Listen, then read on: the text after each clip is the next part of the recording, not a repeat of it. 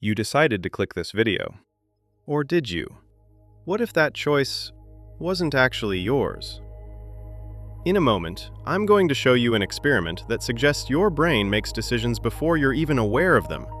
And if that's true, then who's really in control? Because by the end of this video, you might not trust your own thoughts the same way again. In the 1980s, a neuroscientist named Benjamin Libet ran a simple experiment. Nothing dramatic, no complicated setup, just a person, a clock, and a button. Participants were told to do one thing: press the button whenever they felt like it. No planning, no pattern, just act on impulse. But there was a twist. They also had to watch a fast-moving clock and report the exact moment they became aware of their decision to press the button. Sounds easy, right? Here's where it gets strange. While participants were doing this, Libet was measuring their brain activity, and what he found didn't make sense. Before the person felt the decision to move, their brain had already started preparing for it, about 300 milliseconds earlier. Let that sink in. Your brain decides before you do. So what does that mean? Are you just late to your own decisions? Or worse, are you not making them at all? Imagine this. You're reaching for your phone. At some point, you feel like you decided to pick it up. But according to Libet's findings, your brain had already initiated that action before you were aware of it. So the decision you experienced might actually just be your brain informing you of what had already started. You're not the driver.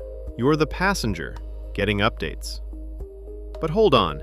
If that's true, then something doesn't add up, because it feels like you're in control. Right now, you could stop watching this video. You could close it, walk away. So how can both things be true? This is where things get even more uncomfortable. Libet didn't just find that decisions start unconsciously.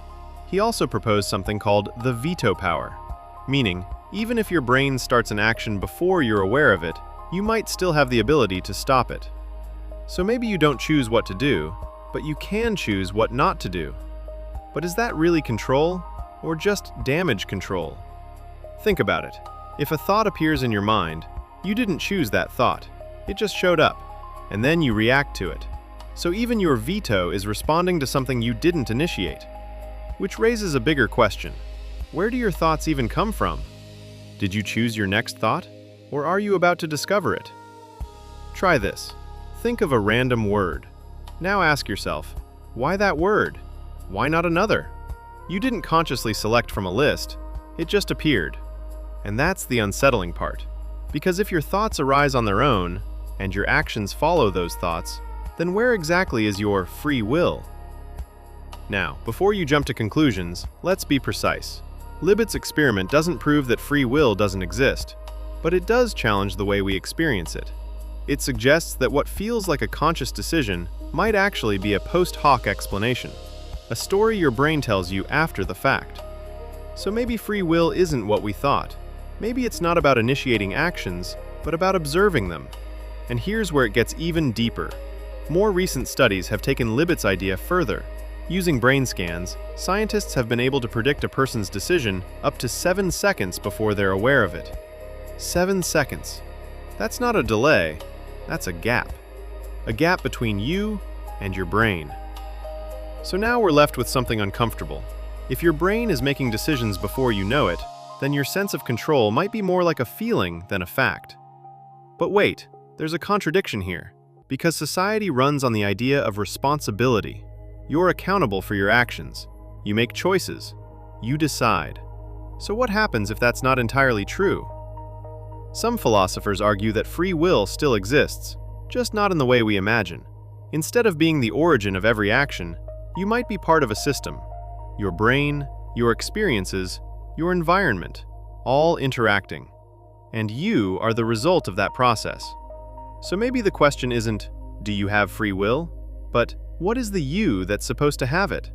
Because if you includes your brain, then maybe your decisions are still yours, even if they happen unconsciously first. But if you is only your conscious awareness, then things get complicated. Because your awareness might just be late. Let's go back to the beginning. You clicked this video. That felt like your choice. But what if your brain had already decided before you even noticed the curiosity. Maybe the title triggered something, a memory, a question, a pattern, and your brain moved toward it before you caught up. So here's the core insight. You might not be the author of your thoughts, but you are the place where they appear. And that changes everything. Because instead of asking, "Why did I choose this?" you start asking, "Why did this thought arise?" And once you start noticing that, you realize something else. You can observe your thoughts without immediately acting on them. Maybe that's where your real power is. Not in controlling every decision, but in creating space between impulse and action. Not choosing the thought, but choosing the response.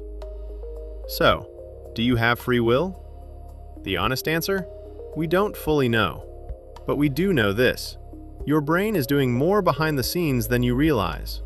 And your sense of control might be more limited than it feels. But that doesn't make you powerless. If anything, it makes awareness more important. Because the more you notice how your mind works, the less automatic your life becomes. And maybe that's the closest thing we have to free will. Not total control, but conscious awareness in a system that mostly runs on autopilot. So the next time you make a decision, ask yourself something simple. Did you choose it, or did you just become aware of it? And more importantly, does it even matter?